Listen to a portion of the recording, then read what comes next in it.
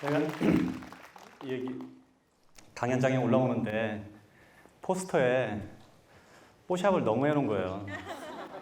그래서 들어오자마자 되게 불안했는데 다행히 여기 안에서 내가 여기 TV 촬영한다고 메이크업을 받았는데 비슷하게 했어요. 전에 내가 비슷한 일이 한 번 있었었는데 김밥 하는 CEO를 처음에 책을 냈을 때 출판사가 그 책이 나오기 얼마 전에 한 신문사하고 인터뷰를 했었었는데 그때 매출과 회사 자산을 착각하는 바람에 출판사에서 나온 책에 700억 부자라고 나온 거예요. 그 당시에 내가 70억도 아니었는데 그래서 이걸 출판사한테 수정해달라고 했더니 이미 인쇄가 돼서 못하겠다고 거절을 하더라고요. 그래서 할 수 없이 그때 내가 어떻게 했냐면 그냥 700억 부자가 돼야겠다 생각을 했었거든요. 그래서 그 이후 얼마 안 돼서 실제로 700억이 넘는 자산을 가지면서 그 책에 적힌 그대로 실현을 한 적이 있어요. 그래서 오늘도 뽀샵을 잘해서 얼굴 지금 비슷하게 만들어갖고 여기 지금 약간 검버섯도 없어지고 그림 비슷하게 된 것 같아요. 오늘은 제가 지금 제일 잘하는 게 뭐냐면 두 가지가 있어요. 이건 자랑 같긴 한데 하나는 돈 버는 거예요. 그리고 또 하나는 사장들 가르치는 일을 해요, 지금. 아마 여기도 지금 제가 가르친 제자들이 되게 많이 와 있는 것 같은데 국내에 한 벌써 거의 1000여 명 넘는 그 사업가 제자들을 제가 두고 있어요. 왜냐하면 사장들은 사실 선생을 둘 수가 없어요, 구조적으로. 왜냐하면 사장이나 직책 자체가 사장을 해본 분은 알겠지만 사장은 선배, 사수가 없습니다. 직장 내에 사수가 있을 수가 없어요. 그래서 매번 실패하고 넘어지고 물을 데가 없고 이런 일을 하는데 저는 이제 좀 해외에 있기도 하고 저는 또 자수성가한 사람으로 한 사람부터 직원이 한 명 있을 때부터 굉장히 많은 직원을 함께 일할 때까지 회사 전체를 지켜봤기 때문에 사장들을 가르치는 데 굉장히 적합화된 형태에 있다고 믿어져요. 그래서 굉장히 많은 사장들을 지금 가르치고 있는데 이러다 보니까 아무래도 돈 얘기를 많이 할 수밖에 없어요. 그래서 오늘도 여러분들은 돈의 세계로 여러분들을 데려가겠습니다. 우리는 보통 돈을 많이 벌면 부자가 되는 줄 알죠? 그게 일반적으로 사람들이 생각하는 방법이에요. 돈을 많이 벌어야지 부자가 되는구나 라고 생각을 해요. 근데 실제로는 제 주변에 부자 거지들도 엄청 많아요. 몇 가지 돈에 대한 오해하고 있는 다른 능력들이 있어요. 첫 번째는 돈을 버는 능력, 돈을 모으는 능력, 돈을 쓰는 능력, 돈을 불리는 능력, 유지하는 능력. 이것은 다 각기 다른 능력이에요. 이게 각기 다 다른 능력이라는 걸 이해해야 돼요. 그래서 돈만 많이 벌면 부자가 되는구나 라고 생각하는 사람들은 그 돈을 유지할 수 없게 돼요. 불릴 수도 없게 돼요. 그래서 이게 각기 다 다른 능력이라는 것을 먼저 이해하셔야 돼요. 그리고 돈을 많이 벌면 행복할까요? 내가 원하는 대답이 이게 아니었는데. 돈을 많이 번다고 실제로 반드시 행복하지는 않아요. 그거는 사실이에요. 그런데 이거는 비유를 하자면 기름진 밭에 뿌려진 씨앗 같아요. 여기서 기름진 밭은 돈을 말하고 씨앗은 행복을 말해요. 그래서 우리가 씨앗을 갖다가 기름진 밭에다 뿌리면 100개를 뿌렸다고 치면 굉장히 많은 씨앗이 나올 거예요. 반대로 밭이 좋지 않은 밭에다 씨를 뿌리면 상대적으로 100개 중에 아주 안 나오진 않아요. 한두 개씩 나옵니다. 그래서 그렇지만 상대적으로 숫자가 적을 뿐이에요. 그래서 돈이 많으면 일반적으로 행복을 유지하는 데 굉장히 유리해요. 그리고 여러분들이 갖고 있는 걱정을 지금 가만히 계산해 봐요. 여러분들 안에 지금 수많은 걱정들이 있을 거예요, 현재. 가족 관계부터 시작해서 지금 실제 재정 문제, 미래에 대한 거, 그다음에 주변에서 자기가 생각하는 이상과 다른 여러 가지 고민들이 있을 거란 말이에요. 이 고민들을 돈이 얼마 있으면 해결될 수 있을까 하고 다시 되돌아보면 상당히 많은 부분들이 돈이 이거를 해결하고 있다는 걸 알 수 있어요. 돈은 중력과 같아요. 중력이 뭔지 알아요? 중력은 무게가 무거우면 무거울수록 주변에 다른 거를 끌어들이는 힘이에요. 그러니까 지금 지구가 달을 끌어들여서 돌고 있게 하고 태양이 지구를 끌어들여서 주변에서 돌고 있게 하는 힘이 중력이에요. 그래서 돈도 똑같아요. 중력이, 즉 돈이 많으면 많을수록 다른 돈을 끌어들이고 그 돈의 무게감이 크면 클수록 다른 돈을 끌어들이는 힘을 갖고 있어요. 보통 돈을 보면 돈이, 여러분들 예를 들면 이렇게 얘기합시다. 내가 지금 10억을 벌고 싶다. 10억을 목표를 세웠어요. 그럼 매 1억을 지금 모아간다고 가정을 해요. 열심히 일하고 혹은 사업을 해서 1억을 모았어요. 그럼 그 다음 또 1억을 모으고 1억을 모으고 이렇게 해서 계속 10억까지 갈 거 아니에요. 근데 이제 보통 사람들이 생각하는 돈의 개념은 첫 번째 1억을 모을 때 이 1억을 모으기 위해서 들어간 노력의 총합이 예를 들면 100이라고 가정을 합시다. 그럼 두 번째 1억을 모을 때 또 100이 들고 세 번째 1억을 모을 때 또 100이 들고 해서 전체 1000이 들어가야지 10억을 모은다고 이해를 해요. 통상적으로. 근데 그렇지가 않아요. 돈은 중력이 있기 때문에.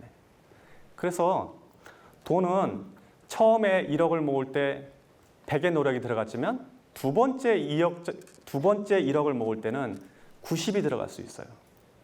그 다음에 세 번째 1억을 모을 때는 80이 들어가요. 같은 방식으로 계속 이어지다 보면 나머지 9번째, 10번째에서는 10의 노력도 안 들어도 돈이 느는 거예요. 이게 돈이 갖고 있는 중력의 힘이에요.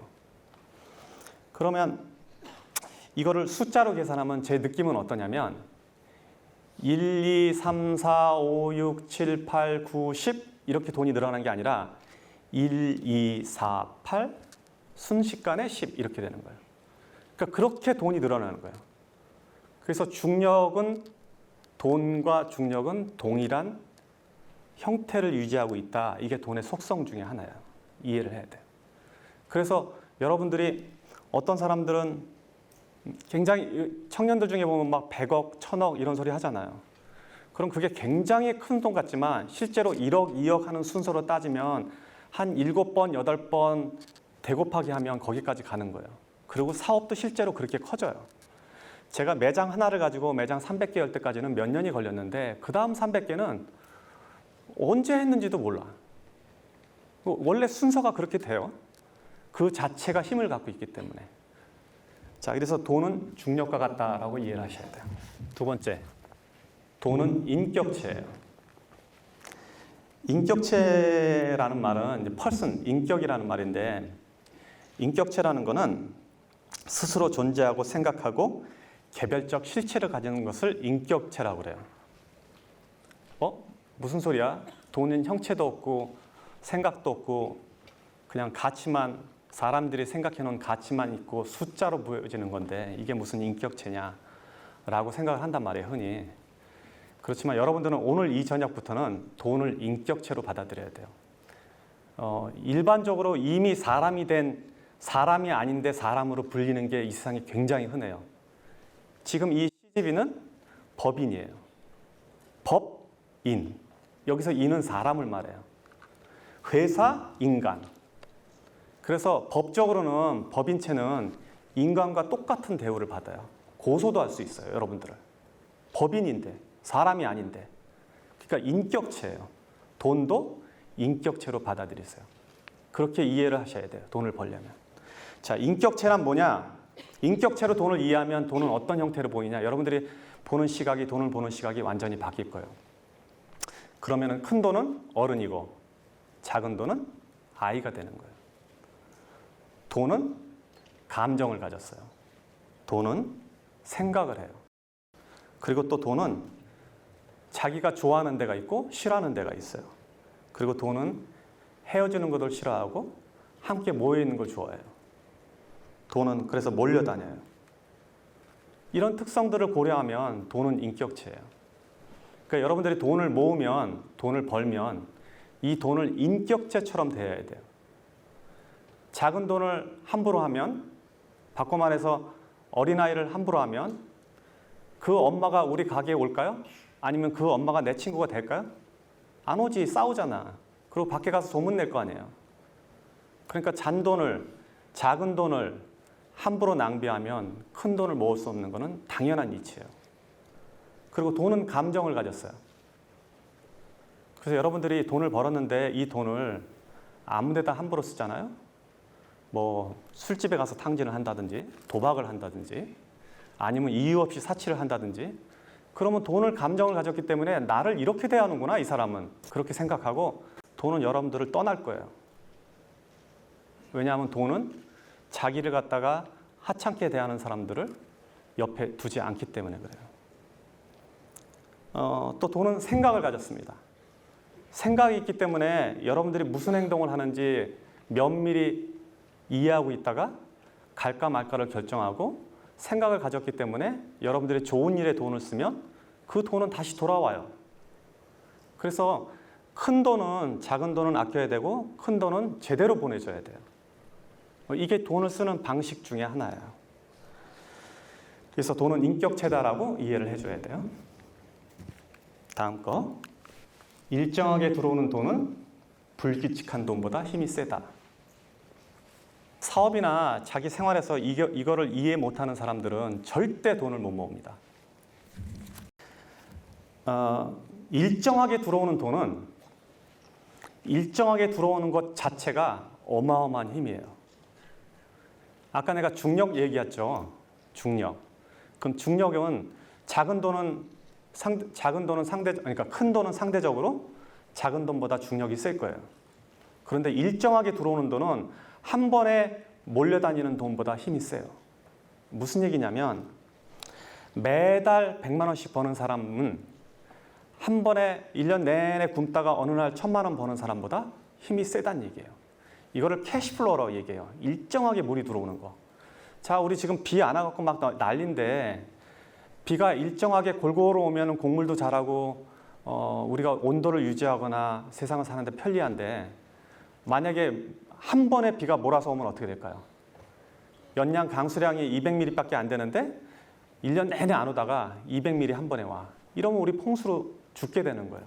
돈도 똑같은 거예요. 그래서 돈을 어디 가서 일당으로 돈이 많이 버는 사람들 있죠. 뭐 기계 고치고 뭐 설비해갖고 하루에 30만 원, 50만 원 버는 사람들, 돈을 못 벌게 돼 있어요. 그 구조적으로. 그렇게 하루 일당씩 보면 30일이면 얼마 이렇게 계산하면 여러분 수입보다 몇 배 되는 것 같지만, 실제로 그런 사람들은 일정하게 돈이 들어오지 않기 때문에 그 돈을 모을 능력이 사라져버려요. 사업도 마찬가지예요. 매출이 주말에 500만 원 오르는 거 아무 의미 없어요. 매일 100만 원 오르는 게 더 좋은 거예요. 왜냐하면 일정하게 들어오는 돈은 그 돈 자체가 강력한 힘을 갖고 있어요. 그래서 우리도 예를 들면 이렇게 사람들이 많은 데 가면 경찰 몇 명이 군중 전체를 통제할 수 있죠. 그 통제할 수 있는 힘이 뭐예요? 그거는 조직화되어 있기 때문에요. 우리는 조직이 안 돼 있는데 경찰들은 조직화되어 있고 명령 체계화되어 있기 때문에 수많은 군중을 통솔할 수 있다고요. 그러니까 일정하게 들어오는 돈은 조직화된 돈이라고 봐야 돼요. 그래서 그 돈은 다른 돈들을 이겨요. 더 큰 돈, 목돈 2천만 원, 3천만 원 들어오는 거 아무 의미 없어. 매달 100만 원, 200만 원 버는 게 아주 무섭고 중요한 돈인 걸 알아야 돼요. 고생해서 번 돈은 공짜 돈보다 힘이 세다. 이거는 좀 이해하기가 쉬운데, 돈은 같은 100만 원이라도 혹은 같은 1000만 원이라도 그 숫자는, 가치는, 지금 현재 보여지는 가치는 동일하더라도 그 돈이 벌어진 과정에 따라서 그 돈의 무게가 틀려져요. 여러분들이 고생해서 벌은 돈은 돈의 가치가, 무게가 100kg라 그러면 누가 준 돈은 1kg도 안 되는 거예요. 그래서 가볍게 날아가요. 이치를 아시겠죠? 그런 돈은 그냥 흩어져 버려요. 복권에 당첨됐다든지, 갑자기 사업을 해서 돈을 벌었다든지, 혹은 누가 줬다든지, 유산으로 받았다든지, 땅값이 갑자기 올라서 떼부자가 됐다든지, 이런 사람들의 돈은 같은 1억이라도 내가 벌어서 꾸준히 모아서 적금 들어서 벌은 돈 1억하고는 전혀 다른 가치를 갖고 있는 거예요. 그래서 고생해서 번 돈은 공짜임보다 그 힘 자체가 그리고 그 중력 자체가 전혀 다른 역할을 하고 있어요. 사실 성공이라는 거는, 한 사람의 성공은 그 이면에 굉장히 많은 사람의 슬픔과 고생을 바닥에 두고 있어요. 돈은 몰려다니기 때문에. 그래서 성공한 사람들이 하는 실수가 뭐냐면, 지금 이런 거를 잘 지키지 않는 게 보통 성공한 사람들이 흔히 하는 실수예요. 제가 성공이 근본적으로 많은 슬픔과 불행을 깔고 있다는 얘기는 뭐냐면, 그 깔은 자체가 마치 가시처럼 이렇게 앉아 있거든요. 그래서 그 가시를 다독이지 않으면 결국 가시는 내 몸을 찔러서 돈을 많이 벌어도 다시 돈을 흩어지게 만드는 힘을 갖는다고요. 그래서 이런 원리들을 이해해야지 우리가 돈을 모으고 관리하고 유지하고 더 확장해 나갈 수 있는 거예요. 그래서 여러분들은 성공하고 나면, 혹은 성공하기 전에 이 원리를 이해해야 돼요. 이 원리를 이해하지 못하는 많은 창업가들, 사업가들, 혹은 젊은 친구들이 사업에 나가서 많은 돈을 벌었을 때 불과 몇 년 만에 혹은 순식간에 다시 바닥으로 내려앉는 것은 당연한 이치예요. 남의 돈을 대하는 태도가 내 돈을 대하는 인격의 근본이다. 친구들끼리 회비를 모았는데, 회비를 모아서 어떤 일을 할 때는 내가 평소에 하는 소비보다 더 아까워지 않고 소비를 한다면, 이거는 남의 돈을 대하는 태도가 옳지 않음으로 인해서 결국 내 돈을 대하는 태도를 무시한다는 걸 이야기할 수 있어요. 내가 살 때는, 내 돈을 쓸 때는, 친구의 저녁 자리에서 내가 돈을 낼 때는 사이다 하나 더 주문하는 거, 술 한 병 더 주문하는 게 신경이 쓰이는데, 친구가 저녁 산다고 그럴 때는 고기 2판 시키고 뭐 소주 시키고 막 시키잖아요. 그렇게 만약에 대한다면 그 사람은 남의 돈을 대하는 태도가 옳지 않다는 거예요. 결국 그거는 자기 자신이 갖고 있는 돈을 대하는 태도와 동일해져요. 그래서 이런 사람들은 돈에 존중을 못 받게 되는 거예요. 그래서 공공물품이라든지, 여러분들이 어디 나가서 세금으로 어떻게 마련한 시설물, 형태, 서비스, 이런 것조차도 이게 공공자산이면 결국 그 안에 내 돈도 있고 남의 돈도 있잖아요. 남의 돈을 존중하는 태도가 자신의 돈을 존중하는 태도와 동일해져요. 뭐 딱히 그런 건 아니지만, 예를 들면 미국의 사업가들은 주식회사로 회사를 움직인다 그러면 그 주식회사의 자기 지분만큼 다른 사람들의 지분이 있다는 걸 이해하기 때문에 사적인 재산과 사적으로 회사 일을 쓸 때와 공적으로 쓸 때 구분을 굉장히 명확하게 하는 편이에요.